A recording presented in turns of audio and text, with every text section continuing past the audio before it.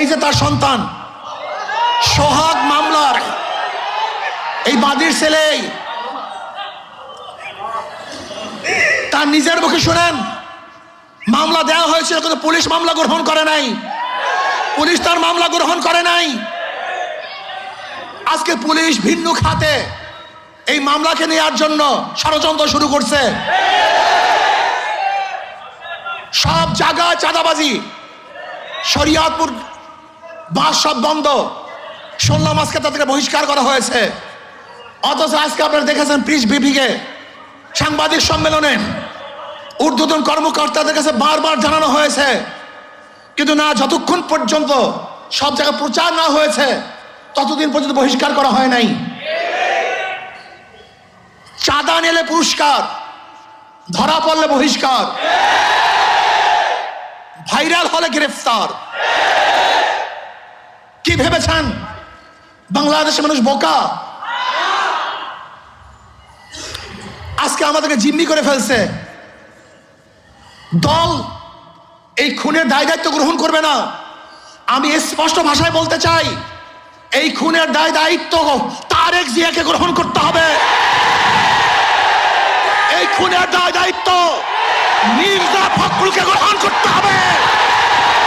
এই খুনের দায় দায়িত্ব বিএনপিকে গ্রহণ করতে হবে। এই খুনের দায় দায়িত্ব প্রত্যেক প্রশাসন গ্রহণ করতে হবে।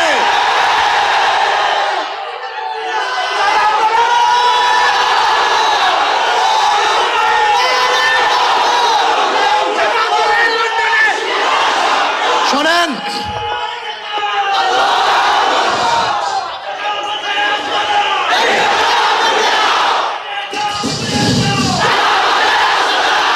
আমি মনে করি অবৈধ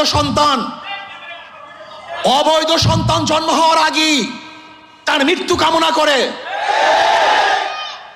আজকে বিএনপি ক্ষমতা যাওয়ার আগেই তার পতন কামনা করে বাংলাদেশের মানুষ চায় না এই চাঁদাবাজ, দখলদার, খুনি, ধর্ষক, জালেমের গোষ্ঠী বাংলাদেশের মাঝখানে বসুক। বাংলাদেশের একজন মানুষ চায় না। আমি ঘুমাতে পারি নাই, ওই দৃশ্য দেখ, আল্লাহর কসম আমি শুধু ওই দৃশ্যই আমার চোখের সামনে ভাসছিল। আমি বিশ্বাস করতে পারি নাই মানুষ শুধু জালেম কিভাবে হয়, এত অত্যাচার কিভাবে হয়। জালেমের গোষ্ঠী, খুনির গোষ্ঠী। শোনো, এক আবু সাইদের হত্যায় আওয়ামী লীগের মাসনাদকে ধ্বংস করে ফেলেছে। লিখে রাখো, 100 হত্যায় বিএনপির মাসনাদ তসনাদ হয়ে গেছে।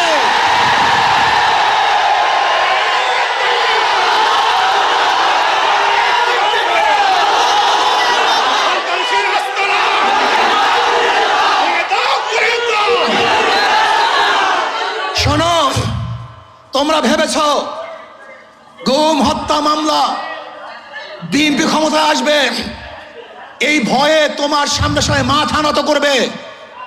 শিয়াল মাথা নত করতে পারে, ইঁদুর তোমার সামনে মাথা নত করতে পারে, লুবিরা তোমার সামনে মাথা নত করতে পারে, দুর্নীতিবাজরা তোমার পায়ের মধ্যে তৈল মাধ্যম করতে পারে।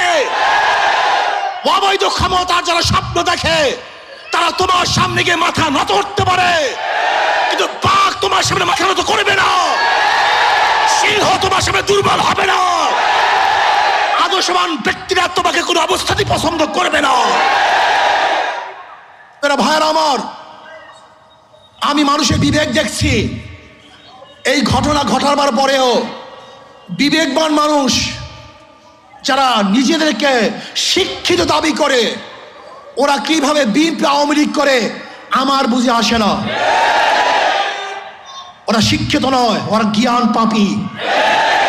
জ্ঞান পাপী ছাড়া এই দুর্নীতিবাজ, ধর্ষক, খুনিদের সাথে কোনো মানুষের সম্পর্ক থাকতে পারে না। আমি মনে করি এই আওয়ামী লীগ বিএনপি যারা করে তারা সবাই ধর্ষকের সমর্থক, খুনের সমর্থক, চাঁদার সমর্থক, দখলদারি সমর্থক। কোন ভদ্র মানুষ যাদের মধ্যে ভদ্রতা আছে, আদর্শবান যারা আদর্শ লালন করে, যারা জাতিকে মুক্তি দিতে চায়, এই বাংলাদেশকে গোটা দুনিয়ার সামনে উঁচু করতে চায়, তারা কোনো অবস্থাতে আওয়ামী লীগ বিএনপি করতে পারে না।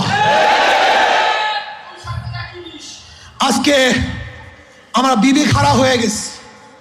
যারা সাংবাদিক তারা বিবি খাড়া, যারা বুদ্ধিজীবী বিবি খাড়া, যারা প্রশাসক বিবি খাড়া। এই বাংলাদেশকে নতুন ভাবে করতে হবে, মানুষকে আদর্শবান করতে হবে। আমাদের উপায় নাই, পচে গেছি আমরা দুর্গন্ধযুক্ত, আমরা নষ্ট। এদের সাথে যারা মিলবে তারা দুর্গন্ধযুক্ত হয়ে যাবে, সংক্রমণ ব্যাধি হয়ে গেছে। এই দলগুলির মধ্যে যারা থাকে, যারা আসছে, একজন ভালো আদর্শ নিয়ে বের হতে পারে নেই।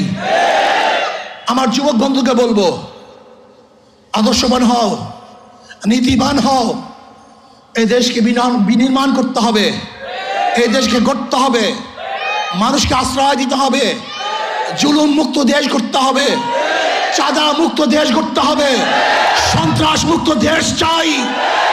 সেই দেশের মধ্যে সন্ত্রাস থাকবে না, চাঁদাবাজি থাকবে না, জুলুম থাকবে না, অত্যাচার থাকবে না, অবিচার থাকবে না, আমার মেয়েরা ধর্ষিত হবে না, চাঁদা দিয়ে কার ব্যবসা করতে হবে না।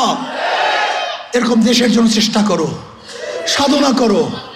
ইনশাআল্লাহ ইসলামী আন্দোলন বাংলাদেশ পারবে এই দেশকে একদিন শান্তি দিতে, মুক্তি দিতে। আলহামদুলিল্লাহ ইসলামী দলগুলো ঐক্য হচ্ছে। আশা করি ইনশাআল্লাহ যদি ইসলামের নামে একটা বাক্স আমরা দিতে পারি, তাহলে বেঈমানরা বুঝবে, খুনিরা বুঝবে, ধর্ষকরা বুঝবে, চাঁদাবাজরা বুঝবে কত ধানে কত চাল। বারবার ঘুঘু তুমি খেয়ে যাও ধান, এবার ঘুঘু তোমার যাবে যে প্রাণ। বারবার বাংলাদেশের মানুষকে ধোঁকা দিয়েছ, 9-6 বুঝিয়ে ভোট গ্রহণ করেছ। এবার বাংলাদেশ আমরা সচেতন হয়েছে, চাঁদাবাজদেরকে আর মানুষ ভোট দিবে না।